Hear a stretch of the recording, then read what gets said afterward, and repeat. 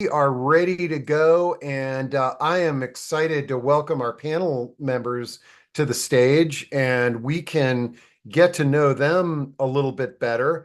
I see we've got Rick, and then we've got Lori, and then last but definitely not least, we've got Susie Singer Carter. And before we dive into learning about the documentary and this grassroots initiative that you all are a part of, let's get to know each of you a little bit better.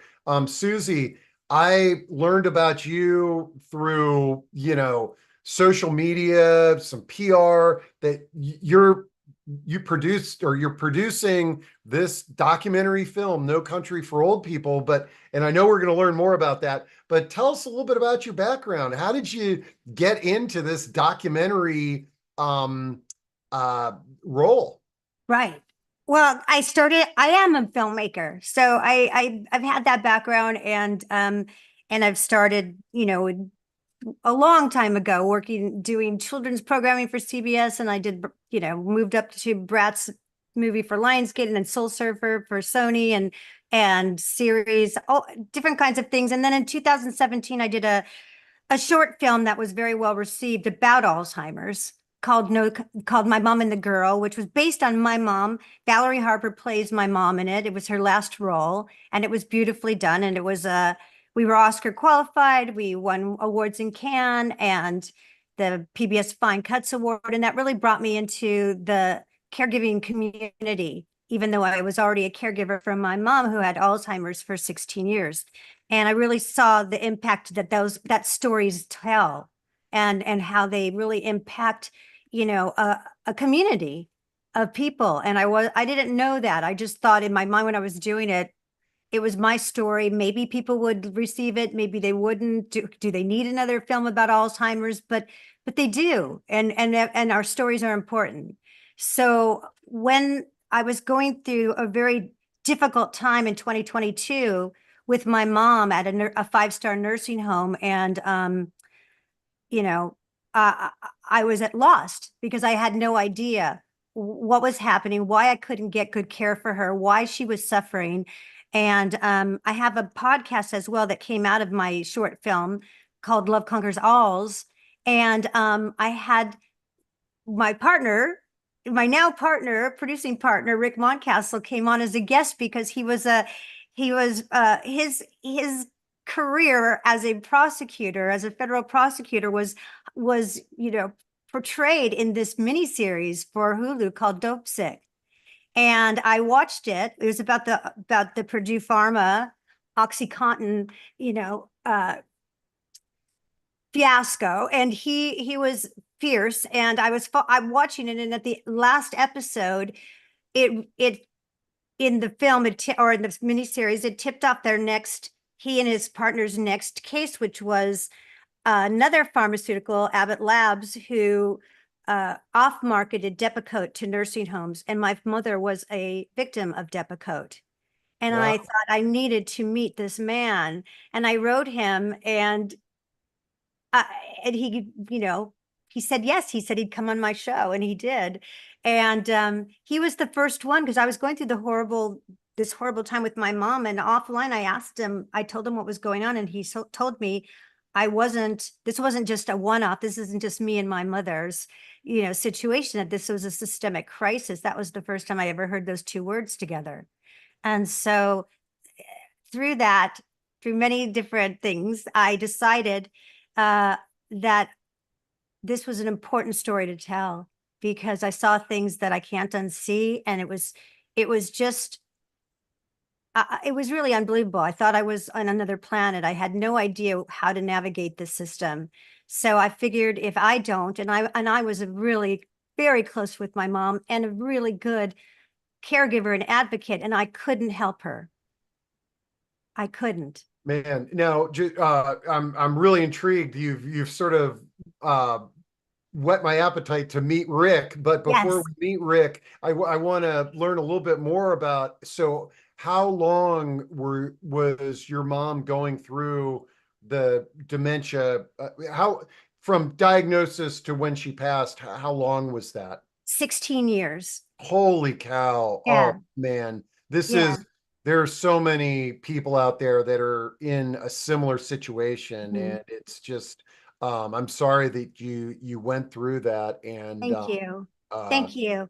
You know, see, but on my mom and the girl, I really made that to really show a different perspective because at the time, no one had really, in my opinion, shown the good side and how you can lean into the disease and figure out because you can't change it, even though you want to. And my initial impulse was like, I'm going to cure this, Mom. We got this, right? Don't you worry about it. I'm here to save the day. And I realized that, I was absolutely impotent for that. I could not do it. And so how are we going to make the best of this journey? And that was leaning into my mom. And through that, by doing that, I met her where she was. And then, life was a lot better and a lot more joyous. And I wanted to show that in the film. And so, but in great contrast to this film, yeah, The no, Country no, for Old People, absolutely. But right? this, yeah, the personal story that opened the door to that film, and then now, okay. All right, Rick. I am we got a little bit of your background, but I'm really interested in learning more about you as well. Yeah, thank you, Steve. It's great to be here. Um, I'm a retired federal and state prosecutor, and my time as a federal prosecutor included a period of time where I served as the United States Attorney in the Western District of Virginia.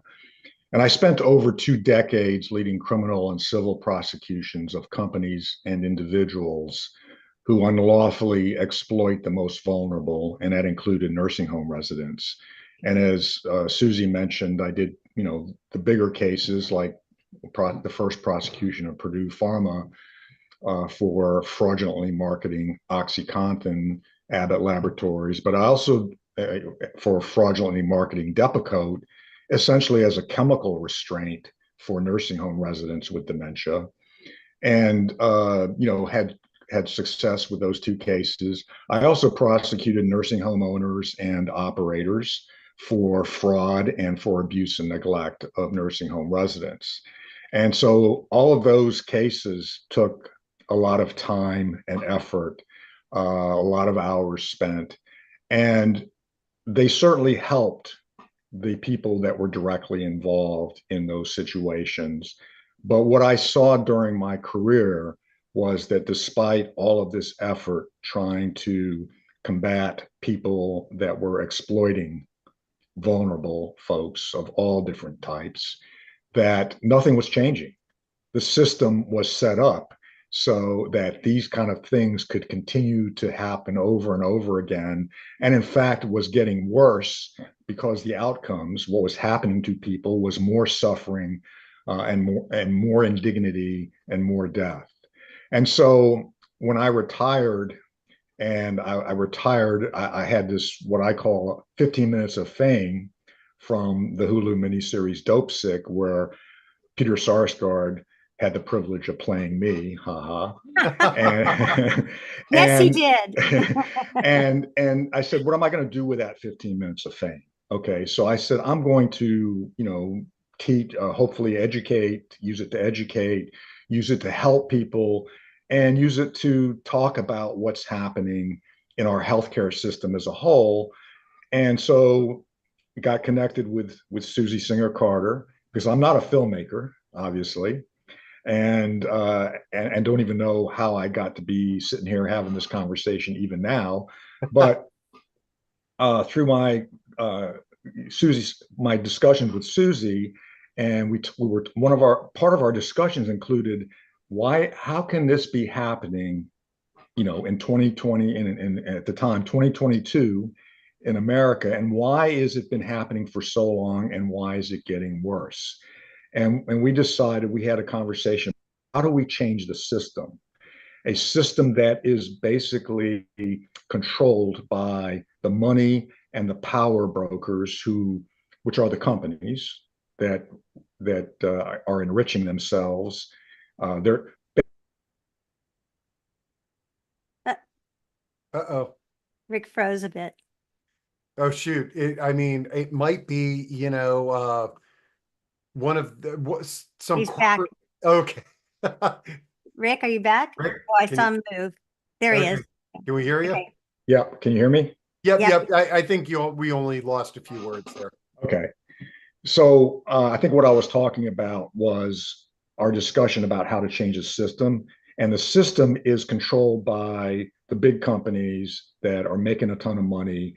They take money that they earn from Medicare and Medicaid, our tax dollars, and use that money to make campaign contributions and to lobby our politicians, our legislators, to keep things the same. So basically, we're paying for Status people, quo. yeah, to continue to have crappy health care, basically. Okay. So how do we change that system? And I saw the power of storytelling in the Hulu miniseries about how those kinds of stories can change people's attitudes and perspectives and activate and motivate people to demand change in the face of the opposition of billions of dollars and power that's being exerted to keep things the same. And so that's how we came to working together on No Country for Old People. I love it, man. What a great connection. And Mm. our last member of our panel is Lori. And Lori, tell us a little bit about your background and the organization you represent. Sure.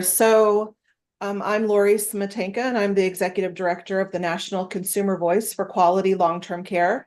We're a national nonprofit advocacy organization. We're actually about to enter our 50th year of advocacy on behalf of people who are receiving long-term care and services. And we advocate from the consumer perspective. So we're advocating for quality care and quality of life and protection of rights for people that receive long-term services.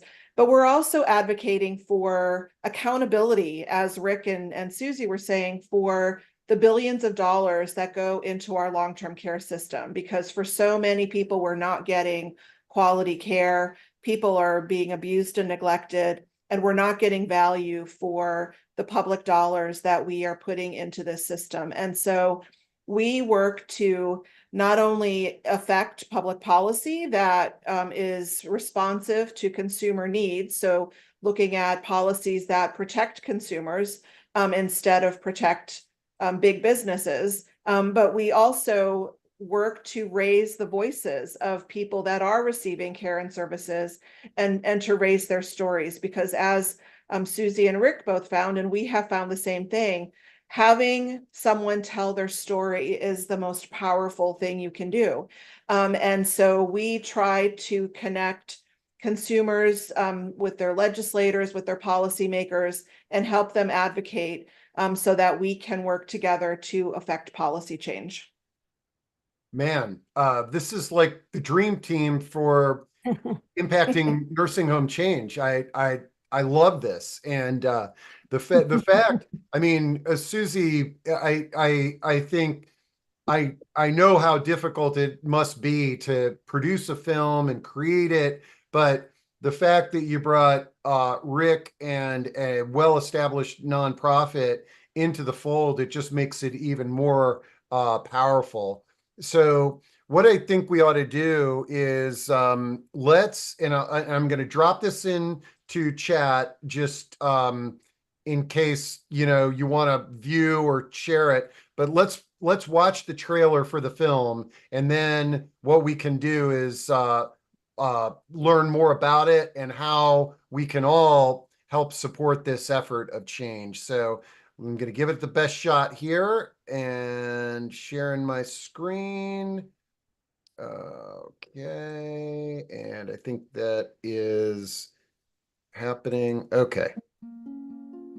As I watched my mother fade away within the confines of a nursing home, I discovered that behind the facade of care lies a dark reality of neglect and abuse. This is the story of our struggle and countless others trapped in the grip of the nursing home crisis. The founder of Cleveland-based Life Care Centers of America is now one of the richest people in America. Hospice is big business. Death is a big business. The way they move their money is just like a criminal enterprise. They're trying to make her die faster than she wants to. You're tortured. So sorry. And you're tortured to death. You are literally killing people to make more money. That's completely inappropriate, and there's terms for that. What are those terms? Oh, that's murder. When cash is the primary reason for doing something. She's in pain because they're not taking care of her. Sorry. I know. Anywhere in the healthcare system, my mother's death was a brutal death at the nursing home. people suffer. They're throwaway people. That's all they are, just throwaway people.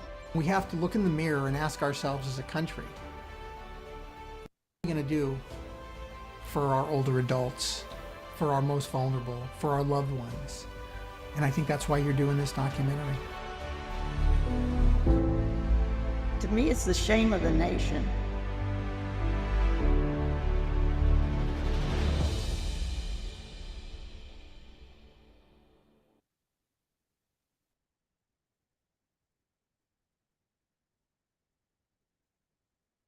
Oh, now, and I know sometimes when we share video, it might not be displaying on your screen quite the right way. That's why I included that link, so you could go watch that later. But hopefully you heard the audio and you heard the power and the message. And my question, Susie, I saw you in some of those shots. Was that your mother in the shot? Yes, that's my mom. When I always took video of my mom, just for our own family, just to have memories. And then when I got to know Rick, and he was saying to me, what's going on is not right. You should be taking videos, and just to keep an account of what's going on. This is even before we were thinking about doing the documentary. And then so I tried to be as discreet as I could, and I felt, but I just thought I need to memorialize what's going on. And some of it, I certainly didn't get everything, but the things I got are powerful and hard to watch. And, but yeah, I'm glad that I did. Okay. Yeah, no, I was just curious about that.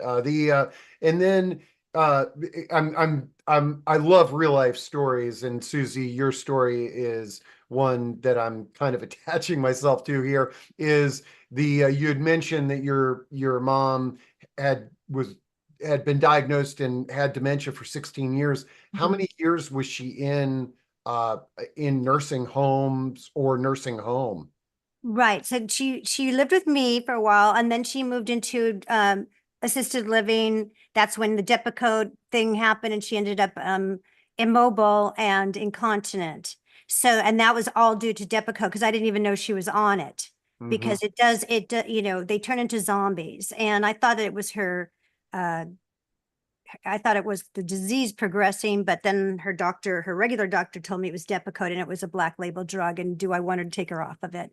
So she never recovered her mobility and her incontinence. So after her money ran out, which it often does when you have a disease like that for so long, and she needed to go on to Medicaid, I had to find a facility that would accept her. And there's, in LA, there's a 5-star facility that's very well known and very coveted and loved and respected. And there's a 3-year waiting list. And I did a dog and pony show and got her in, and somehow jumped the line, and I couldn't have been happier. I thought, oh, I could sleep now. I can rest at peace. Like, I know, not that I just dumped her off there. Don't get me wrong. I went, I visited her all the time, but I felt like she was in good hands, because I certainly didn't want to dump her off. Right. Okay. And I thought that she was being well taken care of. And every time I questioned something, I always chalked it up to her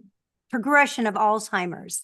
Looking back, I see that there was a lot of things that I missed, red flags, but certainly COVID is when we all really saw what the truth was and what was going on, because it really highlighted the deficiencies of their staffing, which is how they keep their costs low, by understaffing, and I started to see that. And when we were locked out, and I had my once a week Zoom with them and with my mom in the afternoons. And I would see my mom in bed, and she certainly wasn't bedridden. And I would say, why is mom in bed at 3 in the afternoon and not dressed? And they had no answer for me. Right. And I thought, and I could see her declining, because no one was there. No one was there to advocate for her. And they were understaffed. And then because of COVID, that just compounded the fact that they were understaffed, because anybody that was getting quarantined of their staff was now not there. So who's taking care of the residents? I kept saying, who's taking care of the residents? Because we'd get like phone calls and emails every day. Seven, staff members have been tested positive for COVID and are going to quarantine for 2 weeks. Every day. I'm saying, who's taking care of the residents? And the CNA who I struck up a relationship with, she just kept saying, I don't know, Susie. It's crazy here. It's like, it's literally like crazy. Like it's crazy. It was, yeah. And so Well, that's when it all fell apart, Steve. And that's when I noticed. And then my mom ended up with a stage 4 bed sore, which is the hallmark of neglect. And which I didn't even know at the time really what that was and what the repercussions of having that are. And so that's when it all started. So 6 months of hell. Man, I'm sorry you went through that, and yeah, I mean, COVID just accelerated everything because you couldn't actually be there to see those changes in your mom. But Rick and Lori, we're going to talk about the film, when it's coming out, how we can support it, what have you. But I'd love to give Rick and Lori the opportunity to kind of throw in a little bit more things for us to know about the current state of nursing homes and some of the things that we'd like to see change. And the other thing I will say, because we've done some spotlights on some innovative nursing home providers, the greenhouse, the small house model, and things like that. This is not everyone, correct? This is like every industry. We've got some bad situations out there. Well, I would say that this is most. Yeah, this is most of the industry. So I think the sort of the narrative is you've got a few that are good situations, but most of them are bad. And I think that's reflected in the public perception or the public view that when you ask somebody, hey, when you get older, do you want to end up in a nursing home? What do you think the answer is? 10 out of 10 or 100 out of 100? Heck no. Okay. And that's because most of them, even the ones that are reputed to be good and have 5 stars and all that, are bad. They're understaffed. That's the business model. That's the business model that's been in effect for, and Lori will tell you, for 50 years. Okay. This is not just something that came up during the pandemic.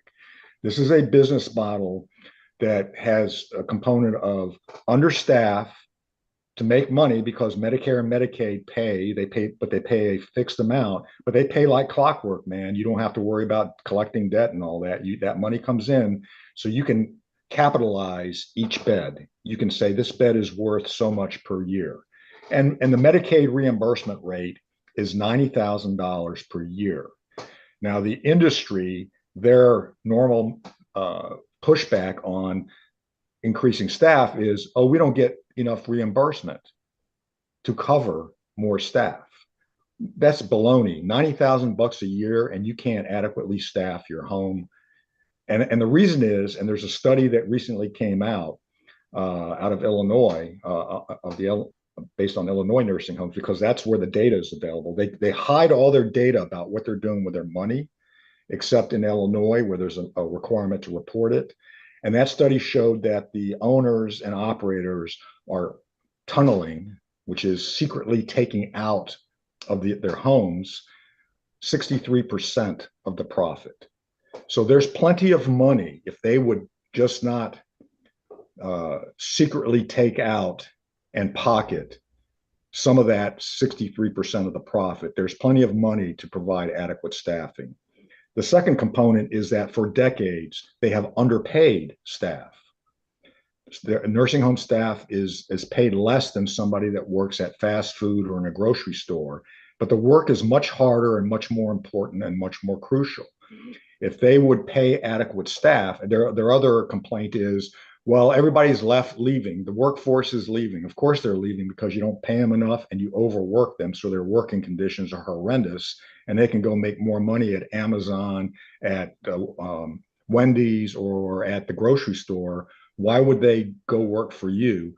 They need to start paying them a living wage, and they need to start staffing them adequately and providing them with good working conditions. Hey, Rick, whoops, the study that you're referring to, while you were talking about it, I had not heard about this, but this is from March 2024 on McKnight's long-term care. That's it? Okay, great. Yes. I'll make sure to share that with the audience in chat.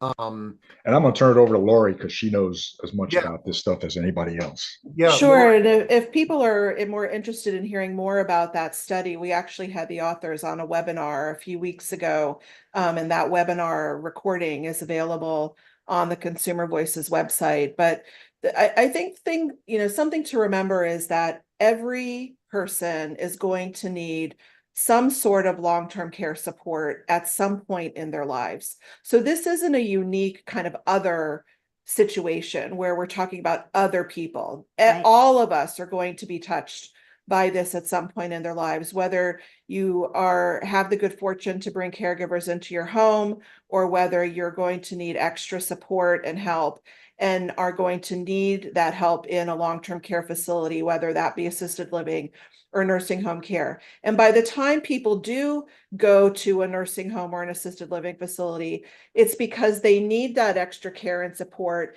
And you're going to you're placing your loved one there to help keep them safe. You have trust that the people there are trained and know how to provide care for the residents that are living there, and also that there are going to be enough people there that are going to actually meet the needs of the residents that are living there. And that's just not the reality for too many residents right now. It certainly wasn't for Susie's mother, and it's not for too many people. And so, as Rick and Susie have said, the issues that really were highlighted during COVID and that are really exemplified in Susie's documentary are long-term issues that we've been having with this industry. There aren't enough staff. They're not using money appropriately in order to meet the needs of the people that are there, and they're not being held accountable for meeting actually what are good federal standards for quality care and services. We've got good policies on the books, but they need to be enforced, and we need the political will for people to enforce them. So as we talk about, the need for care and services, that's really what we're talking about here is really focusing on ensuring that we have accountability, that we have transparency of information, and that we are actually enforcing good policies in place to make sure that people are being well cared for. Wow. I think, Steve, can I just say something? I think that's so important what Lori's saying, because, the fact is that we do have good policy in place, and it isn't, so and people say, well, why hasn't it changed? Why isn't there any change? There's been tons of advocacy, in terms of trying to get things changed, but they really are in place. They're just not being enforced. And the oversight is weak, and so on and so on, and down the, so it's spiraling. And what Lori's saying is it's so important to understand that it really is, it's not going to happen from the top up down. It's going to happen from the bottom up. And that's us. In fact, there's a perfect example right now of a situation where, we're fighting for implementation of good standards related to staffing in long-term care facilities. And Susie and Rick both talked about the lack of adequate staff. That's been a constant problem. A few months ago, for the first time, we have minimum staffing levels that have been passed through regulation. We're trying to get those implemented and then ultimately enforced. And the nursing home industry is pulling out every single stop that they can to try to have those revoked. And so the Consumer Voice and our advocates around the country have been really battling to get these rules put into place. And in fact, on our website, we have an action alert, and we have, on the homepage, there's in red, some take action now link on our website where you can actually send a message directly to your member of Congress to say, we need to support these minimum staffing levels to protect people in our long-term care facilities. And that's on the homepage of the Consumer Voice. Yep. Oh, am I here now? You're on the donation page for the No Country for Old People. Shoot. But I was wondering why I couldn't find. Okay, so sure. If you scroll down just Right a there, little take bit, action. the take action now. Okay. And if folks click on that, they can actually get information and send a letter directly to their policymakers to support strong staffing standards in nursing homes. Right. Wow, this is great. Let me drop that into chat for everybody.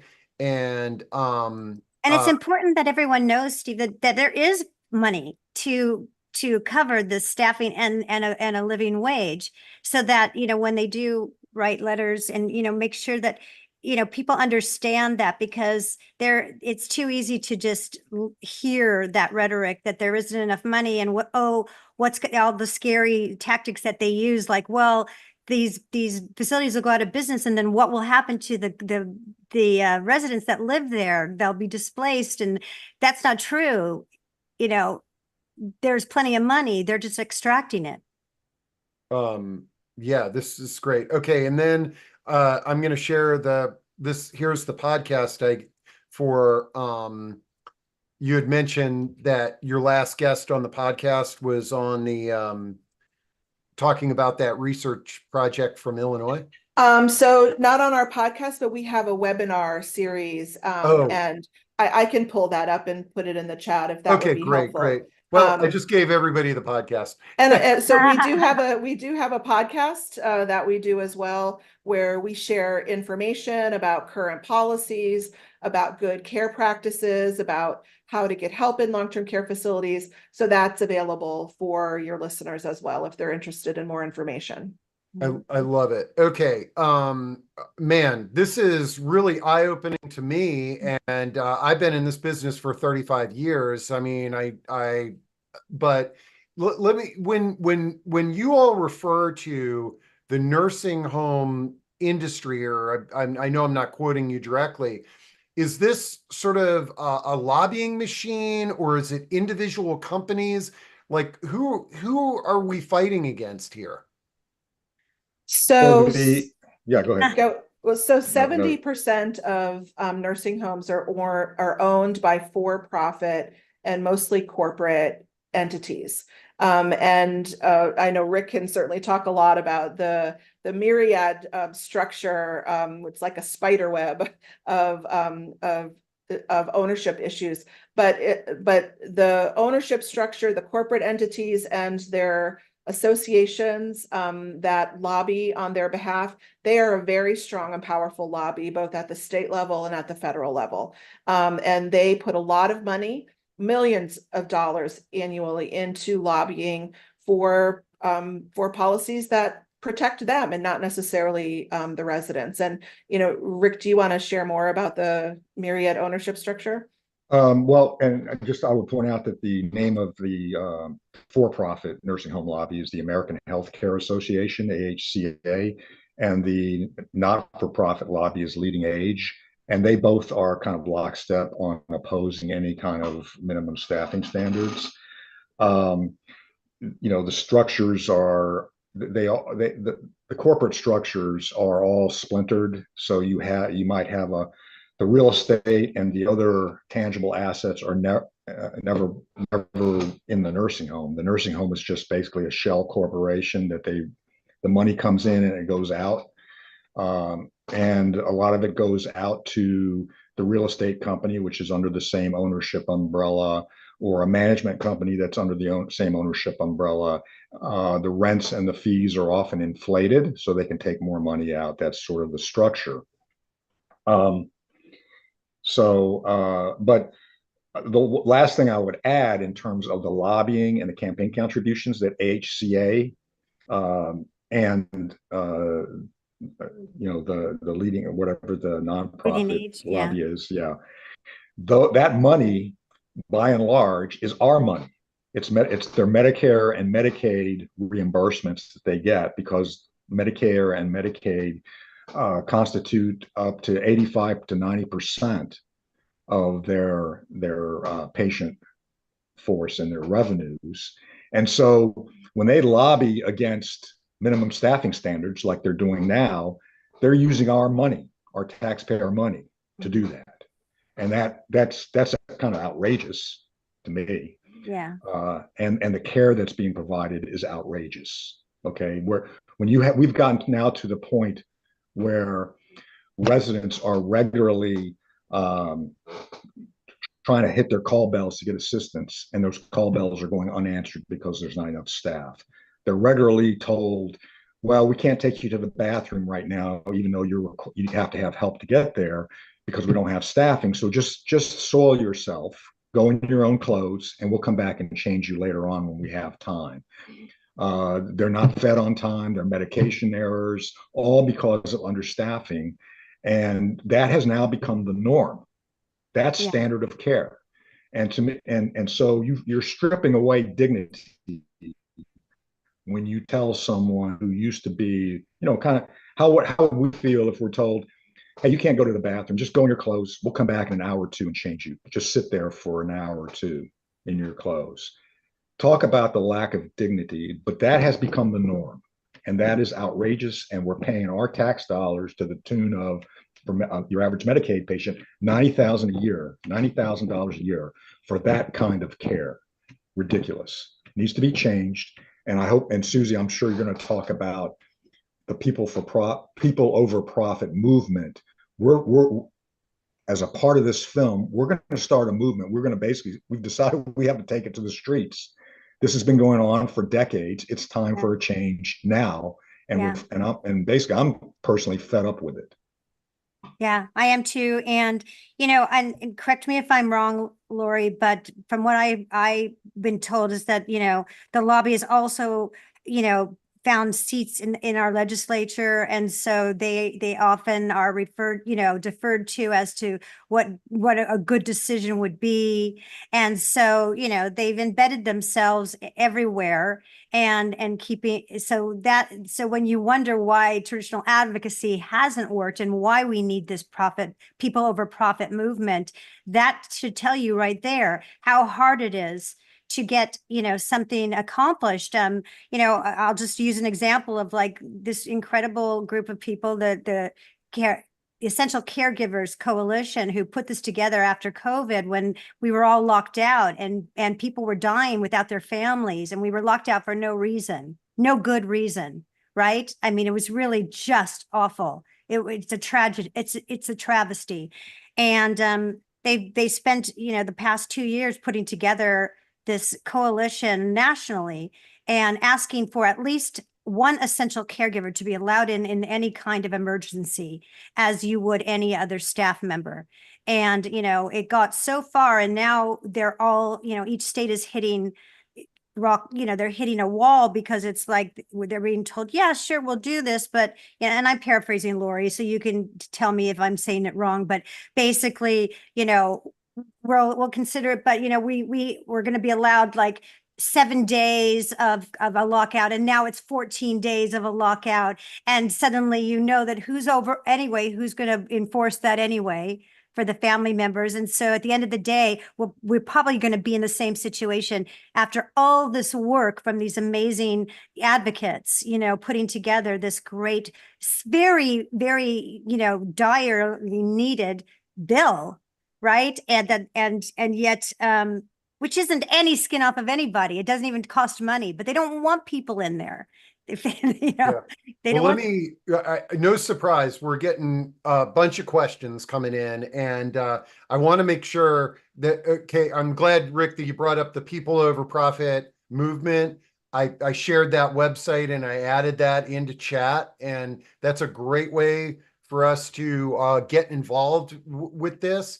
I want to talk about how we can help make the film a reality, but let's address some of the questions and comments that are coming in. Patricia was asking, And can you share the reference of the $90,000 figure? Just to clarify, this is the amount Medicaid is paying for a year for patients' care. Yeah, that's on a yearly basis. I think, and I'll go pull it. I'll have to go back and look it up. But the and this is on average across the country. Okay. So some are lower, some are higher. But the average Medicaid reimbursement rate is $250 per day. Okay, and that's how CMS would list its reimbursement. And all I did was the math. From there it's a math problem. 250 times 30, and then times 12, and you get to $90,000. But it's $250 per day is the average. And I'll go find the Okay, and you can reference to that. email it to me afterwards, and I can throw it on the reference. But the Also, yeah. Can I just add to that also that, when Yeah. Medicare, you have issues that Medicare needs to take care of, then your daily rate is even higher, and Medicare covers hospice in long-term care, right? When you're there, that's who's covering it. And so, why many people are being pushed into hospice prematurely is because the rates are so high, up to $1,100 a day. Well, and also Medicaid is a program for people who are impoverished, and that pays for nursing home care. Medicare is a temporary Correct. funding source. And I tell you, I hope people are being pushed into hospice, because most of the data that we talk about on here is that people aren't being referred to a hospice till it's too late. But I understand there are things going on out there. But they need to learn more about hospice. Yeah. There's a lot of things going on that there's a lot of articles. You can pull up an article from ProPublica about the hospice hustle and Washington Post. Yeah.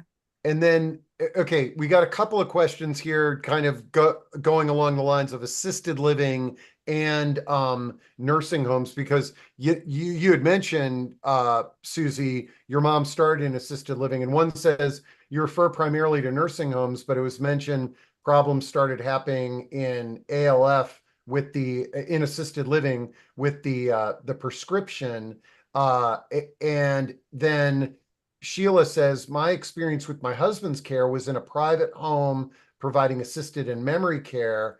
I thought it was all privately funded. So all this discussion of Medicare and Medicaid puzzles me.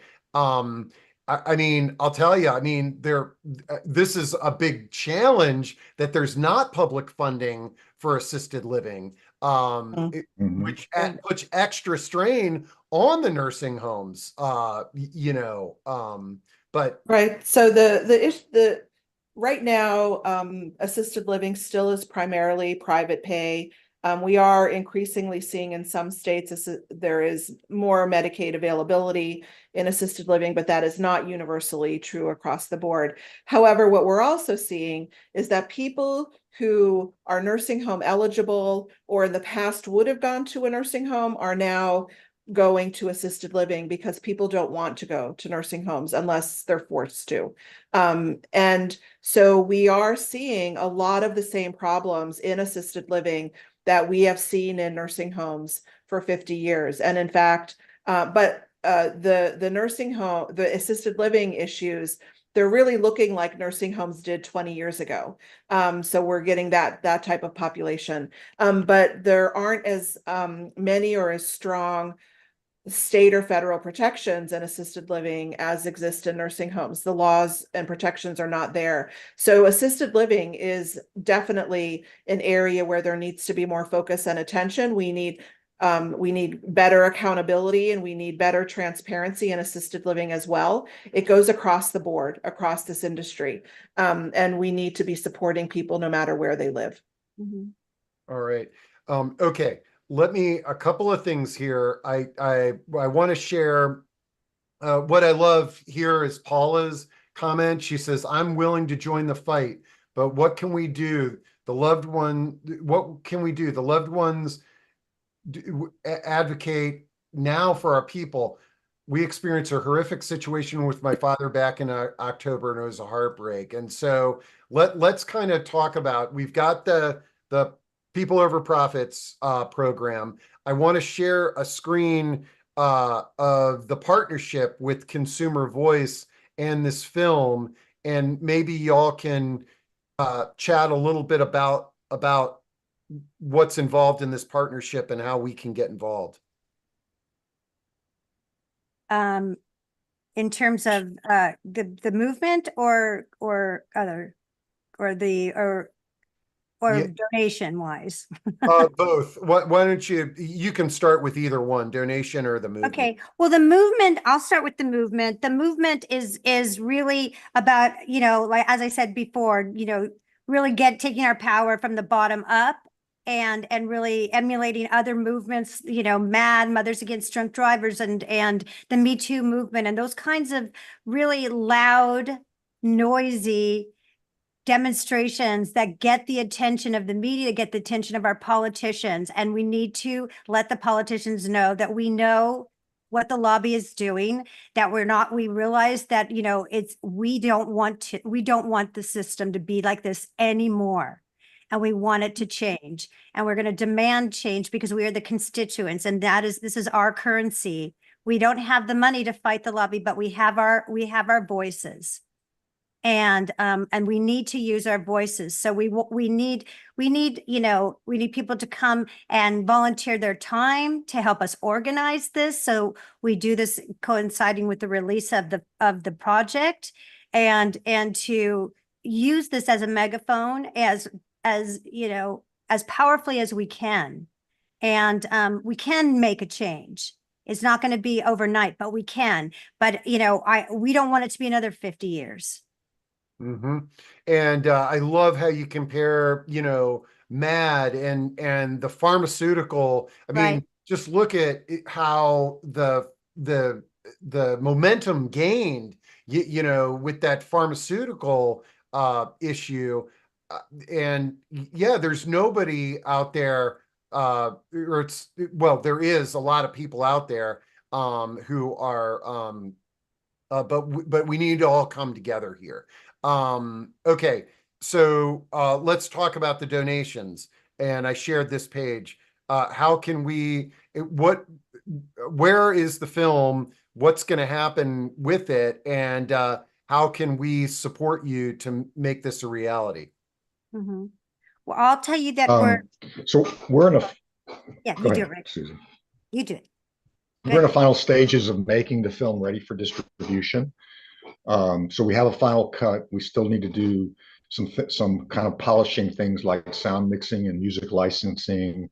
And we also are we're initiating a public relations campaign to again prepare the film for distribution, because our goal is to get the widest distribution and viewership possible.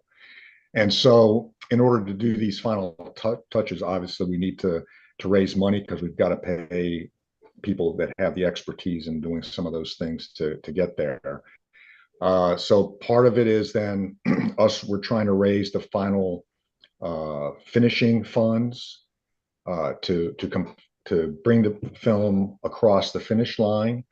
We are in discussions with 3 distributors right now. So we're trying to look at the best way to get the film out there to the widest possible viewership. All of our funding to date has come from basically crowdfunding. We've taken no corporate or special interest money. This is a grassroots film. It's going to go hand in hand with the grassroots movement, the People Over Profit movement that Susie mentioned. And so we're asking, everyone. We're doing. We've got a 25-minute sizzle, as well as sizzle reel that previews in a greater extent the film. And so we're doing showings of that with various groups. And so we're asking for help far and wide for contributions. As we mentioned before, I think those are 100% tax deductible, because they go through the National Consumer Voice for Quality Long-Term Care, Lori's organization. And in fact, a portion of the money that is donated goes directly to the National Consumer Voice as well. So we're kind of, locked together arm in arm in this fight. And we also will acknowledge in our film credits the folks who have contributed to the film, no matter how much. But obviously, at greater levels, you get some sort of an associate producer or something like that kind of acknowledgement. Wow. But yeah. Yeah, there's executive producers available, and depending on the level of contribution that you give, and it's all tax deductible. It's not an investment. It's a donation. But you are, those credits are available. And you can go on the website and we'll find, we're going to put those up there. Yeah. Great. And I'm dropping that in. Now, this is great. Mary, we're locked in on this. Mary says, it seems to me that the public TV would be a great place for this film. And Mary, I couldn't agree more. And one of the things when I was chatting before we turned the mics and cameras on, I was sort of like, now, is this going to go through this process of, film festivals and what have you? And your goal is to get it out there, easy access, as widely distributed as possible, correct? Right. Premium, we want to go premium streamer, Mary, because if we, public television, my other film was on PBS, as well as the main streamers. But, PBS's and Frontline and those places, they all have very limited kinds of formats. And so and also limited viewership in terms of the wide public. We want to cross generations, because this is like I say, our tagline is that, this may be my mother's story, but it's really all of ours, like Lori said. And so I want to reach younger generations so that they can see what their future might be if we don't make change now. So that's why we're trying to go. I see Mary saying YouTube. We've thought of that. And that's not, we haven't crossed that out yet, but we're going to see if we can't, land something on a Netflix, a Max, a premium that will really reach everybody. I know that the younger generation will go to YouTube, but I know that some of the people, 40 and above, are not going to go to YouTube. They're going to put on their, Netflix and their Amazon. So I'm trying to, and I know, we're just trying to figure out the best way possible.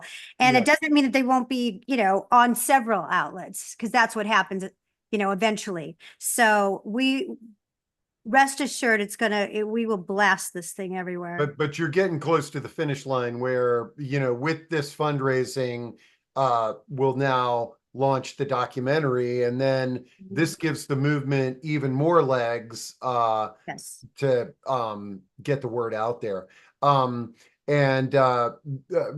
Really interesting comment from Selena, who's with Adult Protective Services, and she's sort of bringing up the challenges in rural areas, and the lack of assisted living that's available there. And then where do people go? I mean, there really is this challenge between staffing and where people can go, and then the resources that they have to afford to go somewhere, because there's a huge population out there that will never be able to afford assisted living, even though they would like to go there. And that, oftentimes leads to family, if people are lucky enough to have family taking care of. And I think that's a really important issue in the fact that our long-term care system does not exist in a meaningful way in this country that supports families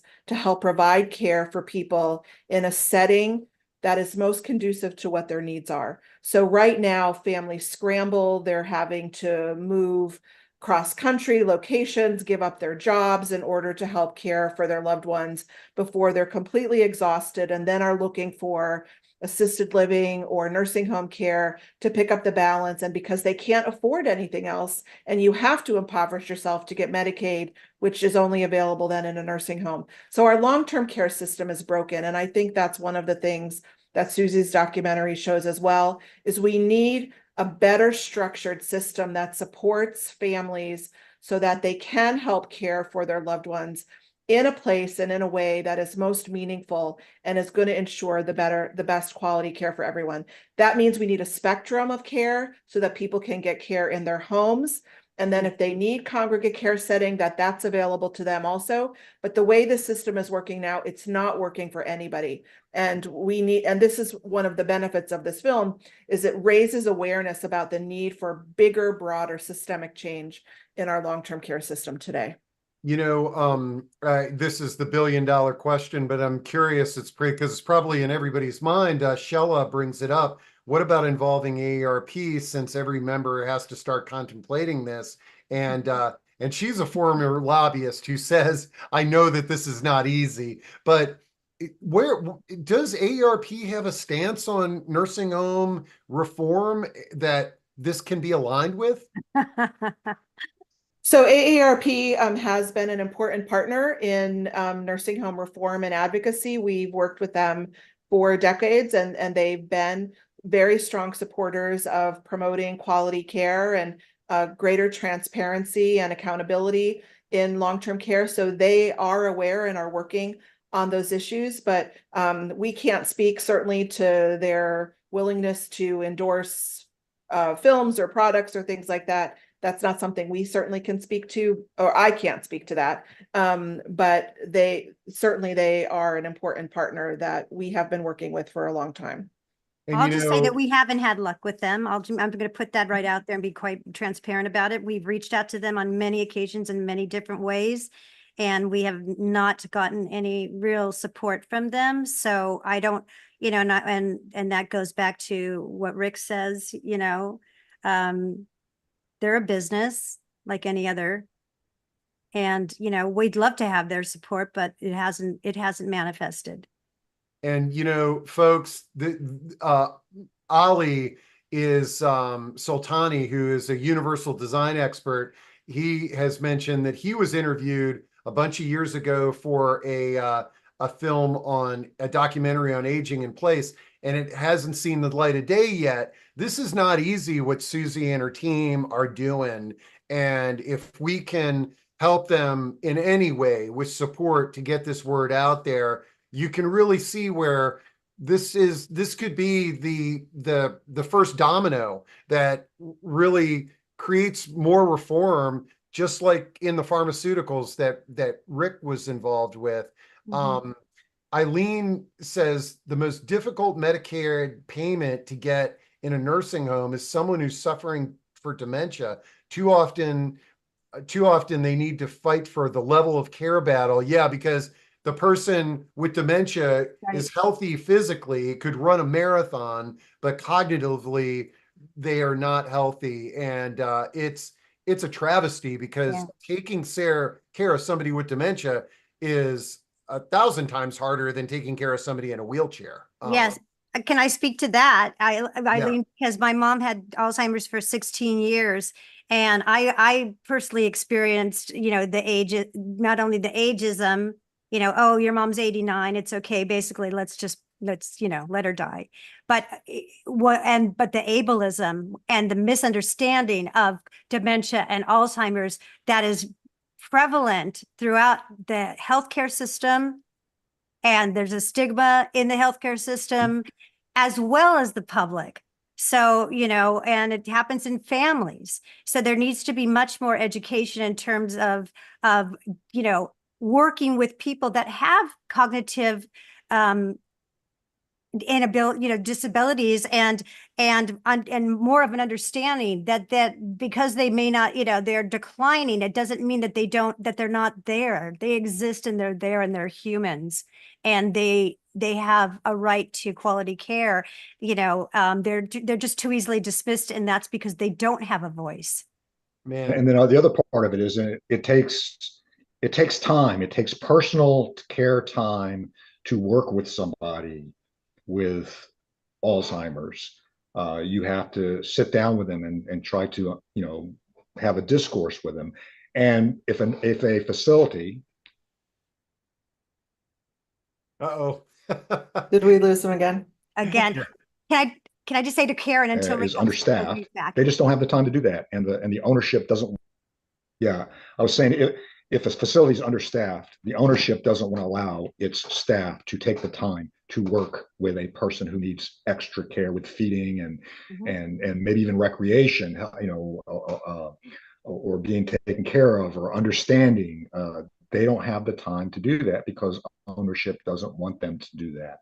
They Yeah. don't give them the staff. I tell you, we've got so many parallel paths that of things that are broken, like, yes, the management, this, that, and the other, but it's sort of, I talk to some of these providers and they're like, nobody wants to, there's so many choices out there. And, pay is one thing, but it's also creating these environments where people feel like they're moving into a career path and they are truly helping people that need help. I mean, that's a lot more important than serving fast food. And if we can also work on encouraging people in this career path and make it more of a career, that would be wonderful as well. Man, I'm staring at the clock. I can't believe we burned through over an hour very quickly. I want to, I'm going to copy all these great chat things are going to be on the recording link. Definitely read Karen's challenge that she threw out there. And okay, so with our remaining time, I want to just give you all the opportunity to scream from the rooftops anything that you either hadn't talked about or just remind us about what we can do. We've got the people over profits movement. That's easy. We can all jump on that page and lend our support, right? Yes. Okay. And I'm going to put that there. We can support the film, and we've got that link, and you can go there, make a contribution. I also gave you everybody all three of our panel members' email addresses. So, if you got an idea, or let's say you want to support the film, but you want your name in 12-point type, and Susie can figure out how to make that happen, or tell you how much you need to donate. Or you can brainstorm on a creative way to maybe create a fundraiser with your organization to support the film.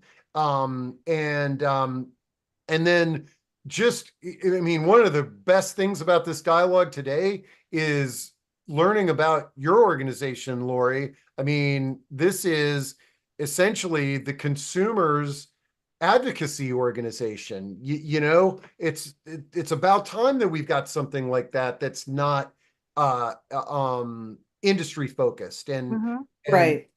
And absolutely. And folks can, on our website, there's access to information about getting good care, about where they can go for help, to contact for their local long-term care ombudsman programs who are advocates for people living in long-term care facilities.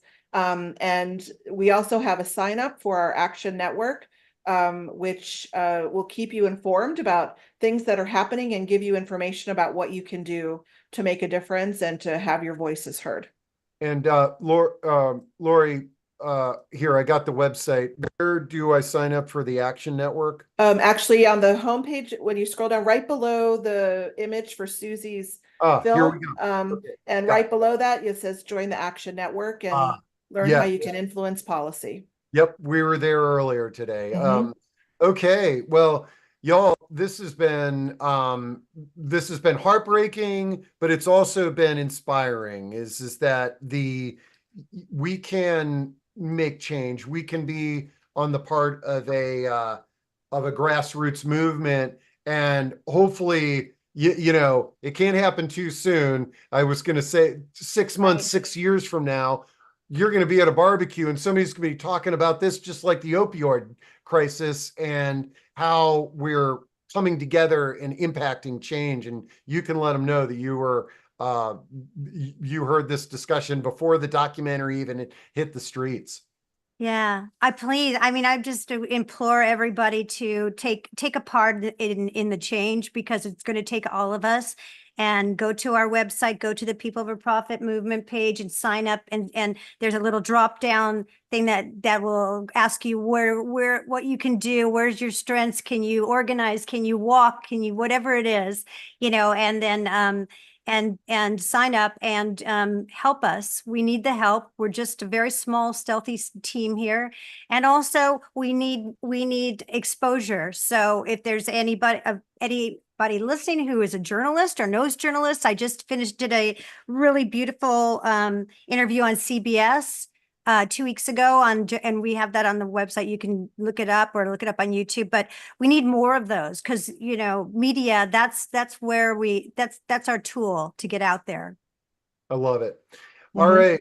Well, y'all, this has been great. I'll get the recording up. I'm gonna be cheering you on from the sidelines, and I'm gonna get involved personally as much as I can in making this happen. And hopefully the next time we're together, it's about, talking about some significant change that's occurred in the systems there. Wonderful. Thanks so much.